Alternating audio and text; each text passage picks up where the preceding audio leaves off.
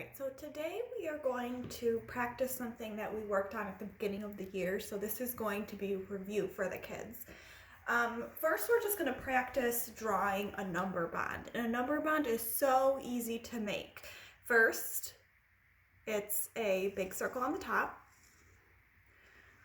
Then 2 lines coming out. And then 2 circles on the line. And it doesn't have to look like this. You can do it from the side, or you can turn it around like this. And we talked about how this could look like Mickey Mouse ears, so some of our kids like to have it like this. But it really doesn't matter which way you have the number bond. I'm going to leave it like this, so the bigger circle's on top. Okay, now this circle right here is called our hole. So I'm going to label it hole.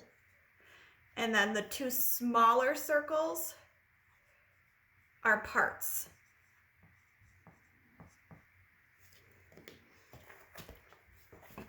So it looks like this. Sorry if you can't see the whole thing with my camera, but you get the idea.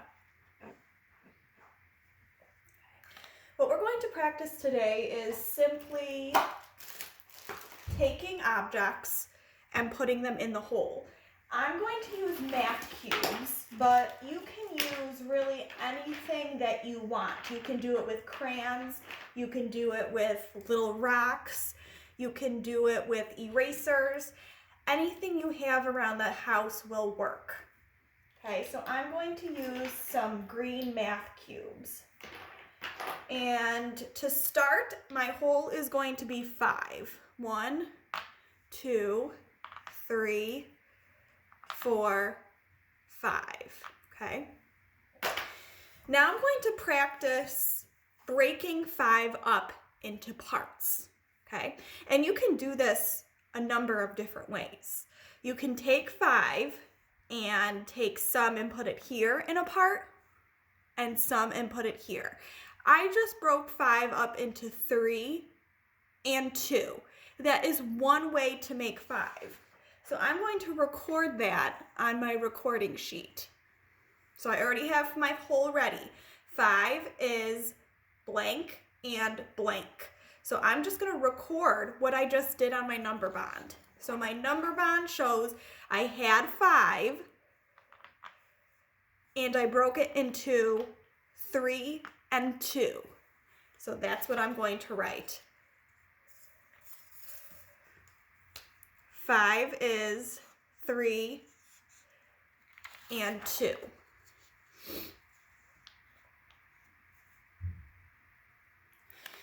Now we're going to start with 5 again, but break it up in a different way.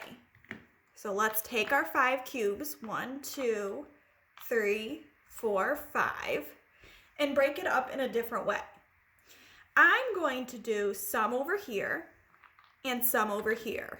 So as you can see, I did 1 and 1, 2, 3, 4. 1 and 4. That's another way to break apart 5. So I'm going to record what my number bond shows on my sheet.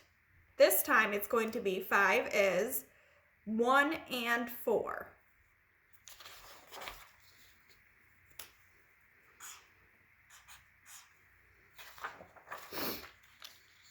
So we found 2 ways to break apart 5. First, 5 is 3 and 2, and then 5 is 1 and 4. So right now I want you to try to find some ways to break apart 5. So the first thing you need to do is draw your number bond. Then you need to find some objects that you want to use, and then break apart 5 in different ways.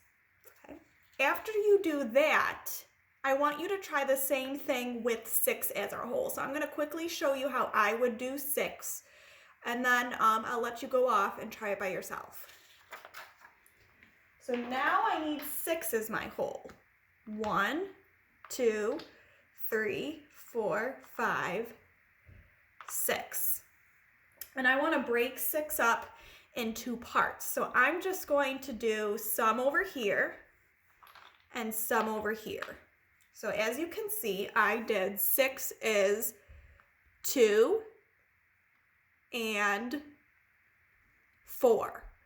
That is one way to break apart 6. So I'm going to put that on my recording sheet. So this is going to say 6 is 2 and 4.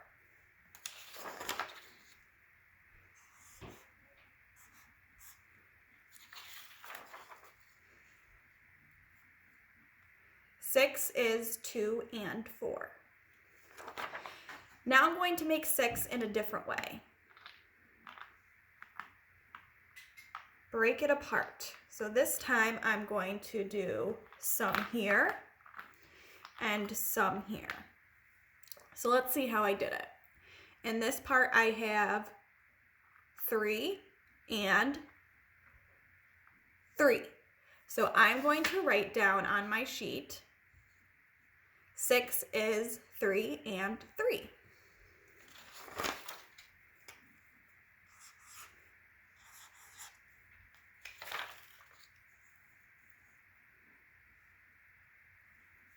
Six is 3 and 3. So this is just one way to practice breaking apart numbers. We know that a whole is made up of parts. So that's what I want you to practice today. Draw a number bond, find some objects around the house, make 5 in your whole, break it into parts, then put 6 in your whole and break it into parts. I want you to try this like I did. So you have 2 ways for 5 and 2 ways for 6. Then on Class Dojo, go into the comments on this post and record one way you made 5 and one way you made 6.